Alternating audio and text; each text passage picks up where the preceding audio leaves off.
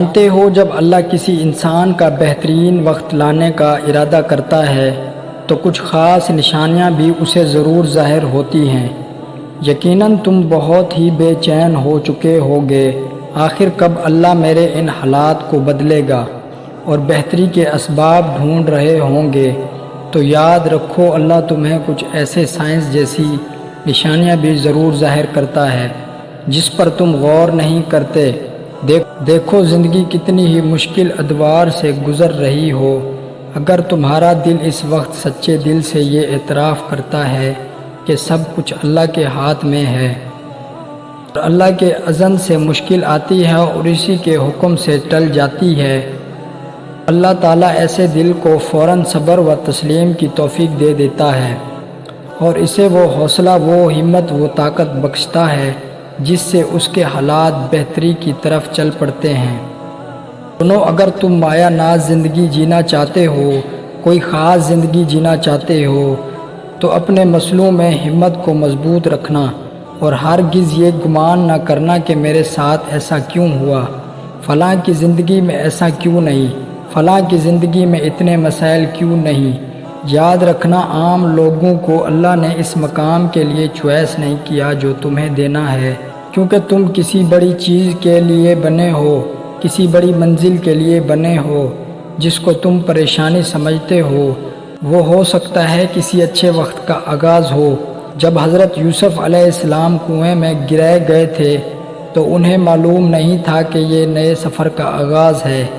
یاد رکھو جہاں ایک دور ختم ہوتا ہے وہیں سے دوسرے دور کا آغاز ہوتا ہے۔ جانتے ہو تم اپنی بیس کو سپر نیچرل بناتے ہو اور اپنے بیس کو اسٹرکچر کے اندر ہی چیز لاتے ہو کہ اللہ ہی سنبھالے گا، تو جان لو یہ بھی ایک بہترین وقت آنے کی نشانی ہے۔ نبی کریم صلی اللہ علیہ وسلم نے فرمایا، جب تمہارا ایمان اس بات پر ہو کہ جو رب کرتا ہے وہی تمہارے حق میں سب سے بہتر ہوتا ہے تو اللہ بھی اس سے راضی ہو جاتا ہے۔ سنو، اگر تم کسی ایسے فیز سے گزر رہے ہو یا کوئی ایسی مشکل تم پر آئی ہے، کسی نے دھوکہ دیا یا کوئی دکھ دے رہا ہے، یا جو چیز تم چاہتے ہو وہ تمہیں نہیں مل پا رہی، تو تم نے صرف یہ تصور کرنا ہے کہ جو مشکل مجھ پر آئی ہے یہ صرف کچھ وقت کے لیے آئی ہے، کیونکہ دنیا عارضی ہے تو مشکلات بھی عارضی ہیں۔ لہٰذا تم غموں اور دکھوں میں خود کو ایسی حالت ہرگز نہ کیا کرو جیسے ایک بے لنگر جہاز موجوں کے ساتھ بہتا چلا جاتا ہے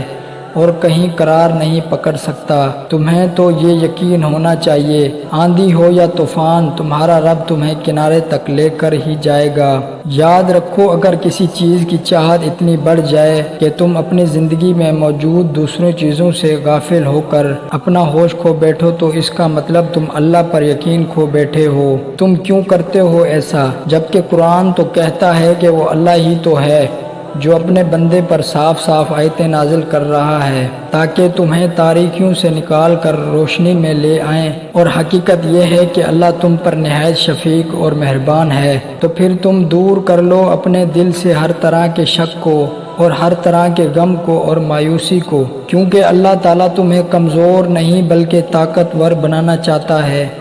جانتے ہو بہترین وقت شروع ہونے کی سب سے بڑی نشانی تو یہ ہے